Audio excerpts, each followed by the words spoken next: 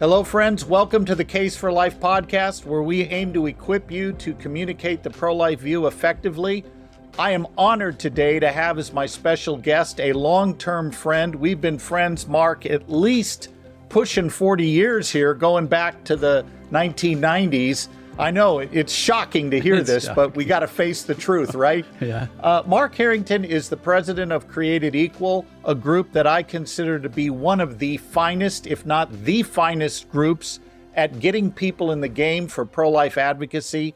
Mark gets students in the game by recruiting them to be interns and later staff people. Mm-hmm. He takes the pictures of abortion on campus. He takes them out to other public areas and confronts the public at the worldview level with pictures that establish the facts about abortion and arguments that communicate the moral logic of the pro-life view. I can't think of a better combination in reaching the public. And Mark, you do that great. Welcome to the show. Well, that's very kind, Scott. Great to be here. Go back a little bit and just give our viewers a little summary of how we met, where that was, roughly when it was, if we're not too embarrassed to say how long ago it was. Well, I think it was 1998. I was beginning with the Center for Bioethical Reform, creating an office here in the Midwest. Of course, Greg Cunningham's the founder, and I owe a debt of gratitude, as you do, Scott, to Greg's fine work and pioneering the use of abortion victim photography. And so I started raising support, went to a support raising seminar that you were putting on for other pro-life activists in Harrisburg, Pennsylvania.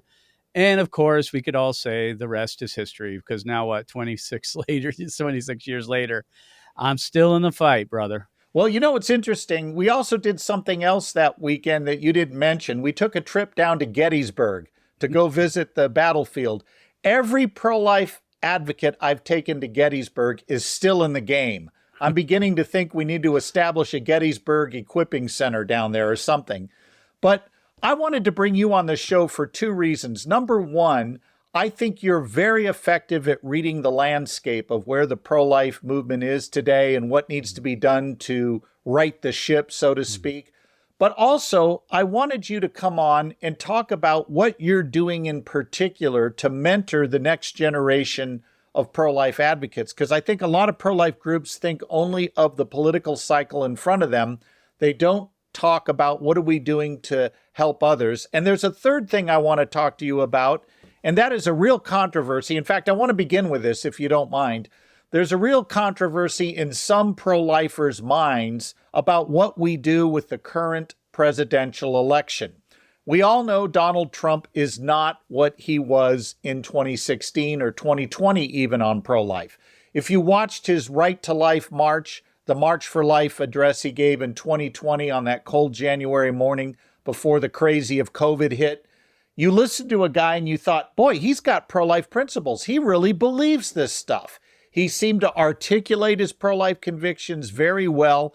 Well, we now know that all has been thrown under, or a large percentage of it is.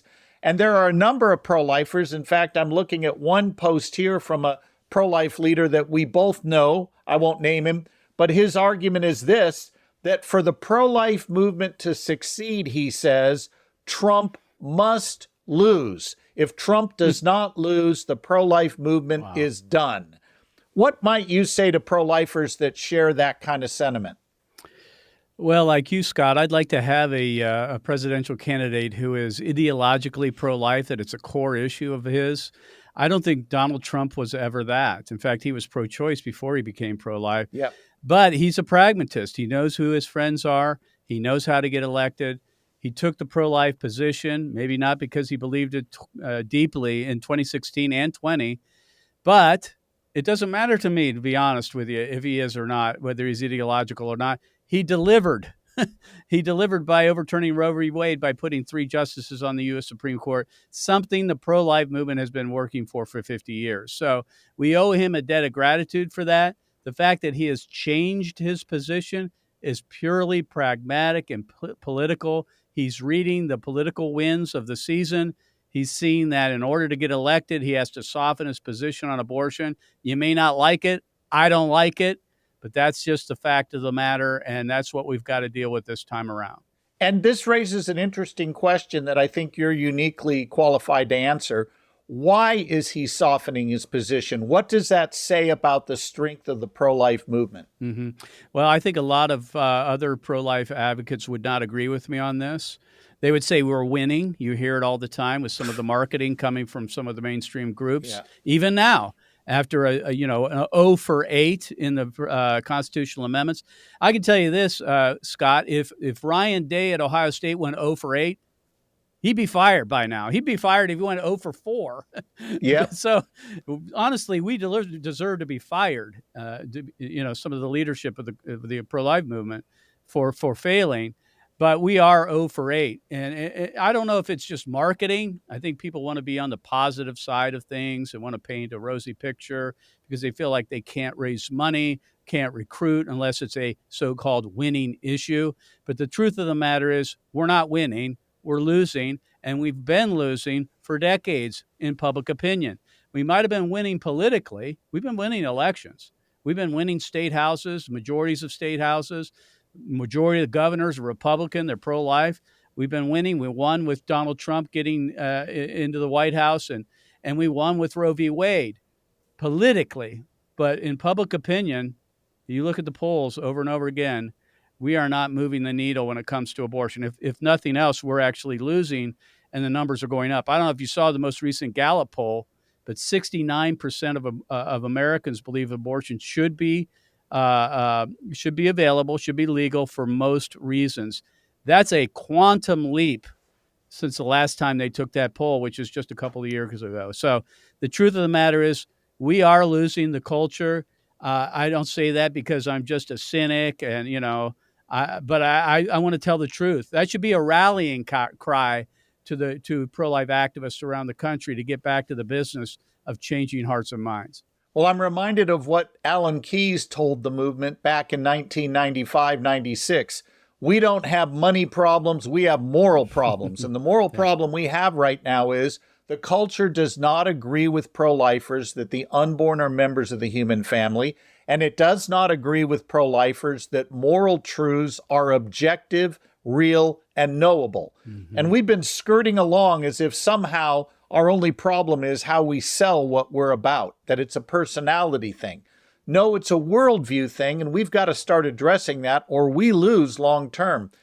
Given that worldview problem we face, how would you speak to the pro-life voter who says, I don't want to vote for Trump. I'm not going to vote for him because he's really no different than Kamala Harris. Is that accurate for them to say that? No, it's not accurate. I mean, anybody that would evaluate their positions on abortion would see that there's a stark difference between the two of them. You may not like Donald Trump's view on abortion right now, but they are night and day when it comes to what they would do if they were to get in office. President Trump would likely continue to nominate to the federal judiciary pro-life and constitutional justices, period. We know that. He did it with the Supreme Court. If you want the courts to be loaded with leftists, Marxists, and pro-abortion advocates, vote for Harris. Executive orders, the administrative state, if you will. He can do a lot with that. He may not be strong on the bully pulpit, so to speak, but he's going to be a heck of a lot better than Kamala Harris, who every time she almost speaks, the word abortion comes out, and she wants to be the abortion czar. Right? So yeah. I don't think there's any question who's the better. Which would be fine if she were as effective as an abortion czar as she was the border czar. Exactly. But I think she'll get the abortion one done. I'm afraid we know where her heart is. She was the first candidate, I guess sitting vice president, to visit an abortion clinic. I mean, this is a hardcore issue for her. So I don't think there's any question that there's a big difference between the two. I don't like Donald Trump's current position on abortion any more than any other pro-lifer does. But it's a binary choice. We used to say we have to vote for the lesser of two evils. I think this time around we need to just vote to lessen evil. That's enough for me. Amen. That's it right there. It's first-class arsonist versus second-class fireman, and I'm going to go with the second-class fireman and hope he can do better. Right. That's exactly right. Now, it seems to me, Mark, we've got two types of people who claim to be pro-life that are opposing Trump. We have the predictable voices from people like evangelicals for Harris, pro-life evangelicals for Biden, like we saw in 2020, and the David Frenches of the world. Yeah, exactly. And we get the David Frenches of the world that and the Russell Moores maybe who say, hey, listen, we're going to endorse Harris as French has done. I don't know that Russell Moore has, but French has endorsed Harris. And here's his argument. We have got to purify the Republican Party and get rid of all the Trumpsters. We've got to purify the pro-life movement and get it focused on the right principles. And my problem with that is this. He is willing to trade babies' lives as poker chips in hopes that there'll be this idealized future where everything will be perfect. Mark, that may not happen in our lifetimes or ever. In fact, I would argue politics is never about perfection. It's always, as Lincoln reminded us, the art of the possible. And Christians always have to face this troubling tension between our ideals that we must never compromise and the political realities on the ground. And an example I like to use is if you were a member of the Continental Congress and a Christian in 1776, would you have voted for the Declaration of Independence even though the language was stripped from the document that condemned slavery? And if you answer yes, well, then you've just ruled out any kind of incremental approach being evil in principle. You recognize that there are realities on the ground we have to live with, and you have to do the greatest good, and as you put it accurately, lessen evil as much as we can, given the hand we've been dealt. And my contention is, Mark, our movement is not strong enough to command perfection. We're not going to get it. In fact, it used to be in the 1980s and 90s, we heard, oh, there's a silent majority out there that agrees with us. There is no silent majority. Actually, there is one, and it's against us, not for us. If there is one at all, it's not on our side, it's on the other side. With that in mind, let's talk about Florida for a moment, because there's a very important amendment coming up in November there, Amendment 4. Issue 1 in Ohio taught us some very key lessons that some pro-lifers have not learned. What are some of the lessons out of Ohio that we need to keep in mind as we approach future states that are going to have these same amendments come up? Yeah, it's a great question. I lived through it here in Ohio. The day that Roe was overturned, we celebrated for one day. It seemed like the pro-life movement celebrated for an entire year. But the pro-abortion folks were already starting to talk about a constitutional amendment to be put on the ballot in November of 2023. And so we organized and a coalition came together. And for the most part, we stuck together. And I decided early on, Scott, that I was going to stay within the coalition and work within it, despite the fact that I had some major disagreements with the direction it was going and with some of the messaging. And my friend, they all know this. I mean, and it's easy to say that now, but in the midst of it all, I was fighting very hard to make it about the main thing when the other side makes it about the main thing, which is abortion. Everybody knows it's about abortion, except the pro-lifers who want to try to float these side issues, and as important as they are, whether it be parental rights or women's health regulations and restrictions on abortion clinics, and so forth and so on. And you might be able to move a point here, move a point there with those. But if we don't win on the issue of abortion, what good is it? I mean, to be honest, long term, we're going to lose if we don't make it about the moral question of abortion. So I focused on abortion independently, Created Equal made a one of many ads, but the one ad that performed the best here in Ohio amongst all the Vote No ads, including the ones that the coalition put together. That ad that shows Claire Caldwell, who is a survivor of an actual late-term abortion, juxtaposed next to an empty chair of her representing her twin sibling who died. That ad performed the best. And we have been talking to coalitions around the country to try to change the messaging, to talk about abortion. And there are some that have taken us up on this.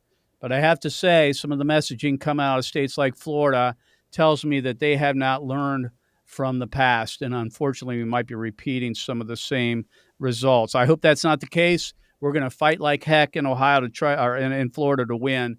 But it looks like we have not learned from the past so far. Yes, and we have to win in Florida because there's a 60% threshold there. The pro-abortionists have to get 60% of the vote. If they can pass it in a deep red state with a 60% threshold, it's devastating to our side. It is. Not only to our movement. I mean, it's devastating to our movement because it's discouraging and disheartening and demoralizing.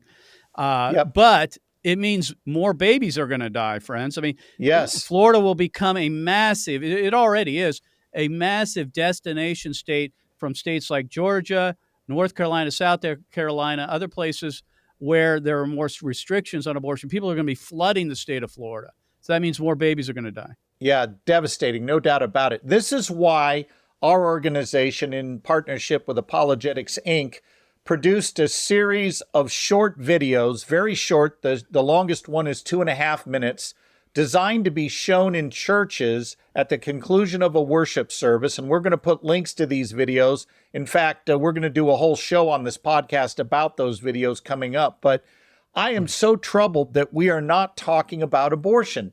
And this is not a new thing, Mark. No. You know, churches went through a phase in the late 80s, early 90s where everything was about marketing. We made church growth about marketing. How do we reach that precious seeker that's out there became the question. So we jazzed up our music. We've got fog machines instead of an organ and hymns. And we've got bad music that, you know, if you care about theology, makes you want to vomit. And we've got bad preaching that doesn't get to the core of what the biblical message is, all in hopes of reaching this precious seeker that they might like us enough to bless us enough to come to church. When the biblical model is the church is about equipping believers to go do the work out in the field. Yeah. But we have flipped that equation, and the pro-life movement followed suit. In the 1990s, we had Swope's article, Abortion, a Failure to Communicate, which was all about how we need to stop talking about the babies and talk more about how abortion is not in a woman's own self-interest. In other words, let's go ahead and adopt the relativistic worldview that brought us abortion in the first place and make it all subjective. It's awful thinking. And yet this is what we see again and again and again. And I went to a major pro-life group's website this week. I won't name them, but this group is a big player. And when you go to their website now, above the fold on the website, here's what you read. Here is the message that greets you right when you go to their page. Life, the other choice. Excuse me? You're going to make it morally equivalent, abortion and choosing life as being morally equivalent, the other choice? This is the kind of language that just kills our movement and drives me up the wall.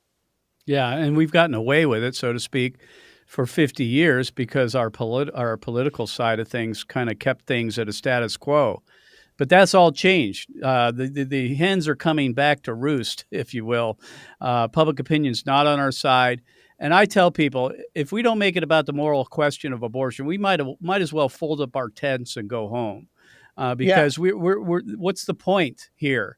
Honestly, I'm working to protect unborn children in law. To get there, I understand there's a heavy lift, and we've got to take the long view generally. And that means you've got to work your way through culture, through the institutions, and you do that one person at a time. There's just no easy route. And I think a lot of people are looking for an easy way to eke out the next political victory, all the while caving to culture. We're just slowing down our decay and the rate at which we go over the cliff if we go that direction. So I've been sounding the alarm ever since we lost in Ohio.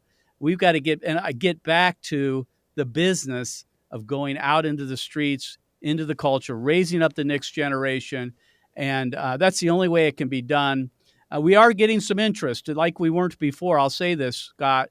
There are more people reevaluating tactics than ever before. And this is a good thing.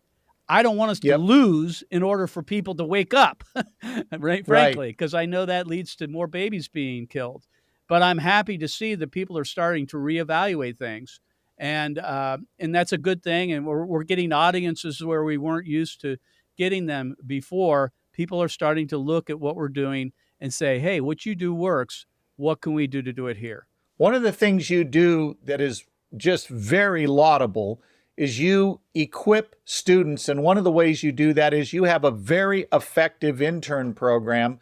Say a little bit about what that is, what its goals and objectives are, and how people can get in touch with that. Yeah, it's kind of a pathway. We take them on a justice ride, which is where we hire 2 or 3 bus loads, charter buses, and we load it with young people. We go down to the state of Florida during spring break, and we go to the college campuses who are in session, and it's kind of their introduction. From that, we recruit interns, generally speaking, who will spend a summer with us. Not just classroom training, as we all know is very important to fill their heads with the right information, but to give them opportunity to actually use it.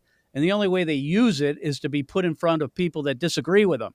So we seek those kind of people out, right? And that's the kind of training that leads to the type of people that are actually going to make a difference and willing to do hard things, like actually talking to people who disagree. So that our internship is both classroom training and boots on the ground, street activism, college outreach. And that's what we're doing to recruit the next generation to come on staff or to go out and work for other organizations or be a volunteer in their own community. So we're very committed to the next generation of leaders. That's the future of the movement. We've got to reach them. We ought to have the long view. You know, for too long, I think people have been content for, hey, let's have a big conference at the March for Life and we're good.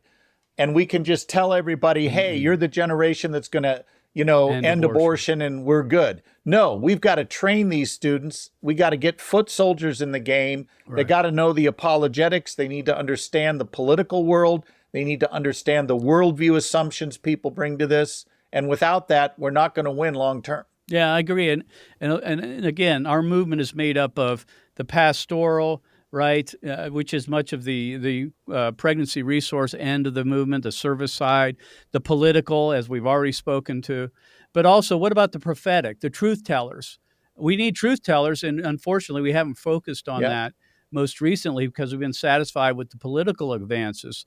Well, that's no longer the case, friends. We're going to tell the truth, and people need to know what happens to a child during an abortion, and why this is something that we cannot, as a culture, accept unless we're going to see the demise of our nation. So we're recruiting. We've got a lot of people coming next summer, and we also have other opportunities for them. But if they're interested, they just go to createdequal.org and they can sign up. It's createdequal.org. Take note of that, everybody. I will tell you, you and Protect Life Michigan, I think, are the 2 most effective student recruitment groups out there and really giving students the training they need. I applaud you for it. CBR is another one that's taking people out on campus, and really happy for their work, your work, and what you're doing. And thank you, Mark. You're a beacon of light in an otherwise dark world. It's great to be a fellow foot soldier with you and look forward to working together with you as we keep our eyes on the prize here. Amen, Scott. And let's pray for November 5th and early voting, because this is going to be a big election, both on the presidential end of things or even in the constitutional amendments. Win or lose, on November 6th, we wake up, we strap our boots on, and we go back to work. And that's the work of changing hearts and minds and articulating a coherent, logical, pro-life worldview. Preach it, brother. Right on with you. Thanks for joining us. Thanks, Scott. Thanks, everybody, for watching today and for hearing what my friend Mark had to say. If you have not already liked us on social media, please do. And if you haven't gotten a copy of the new edition of The Case for Life, the 2nd edition, as I've shown you before, it's over twice as thick as the old one. This is not a mere recover design. I hate it when I buy a new edition and basically I got some new artwork and just drop $55. Not going to happen with this book, I promise you. First, it doesn't cost $55, and secondly, it's got a lot of new material. I encourage you to get a copy. Visit us at scottklusendorf.com for that, where you can also enroll in our pro-life apologetics course, where we teach many of the principles that Mark is equipping his students with. In fact, I'd like to say that Mark steals some of my great ideas, but I steal as much from him as he does from me. Yeah, that's right. Yeah, you give me some credit. It's a small thing, brother. It is. It's just a small thing. It is a small thing. There it is. That's an inside joke. We'll go into that another time. But anyway, thank you for joining us today on The Case for Life, and we look forward to seeing you the next time we meet.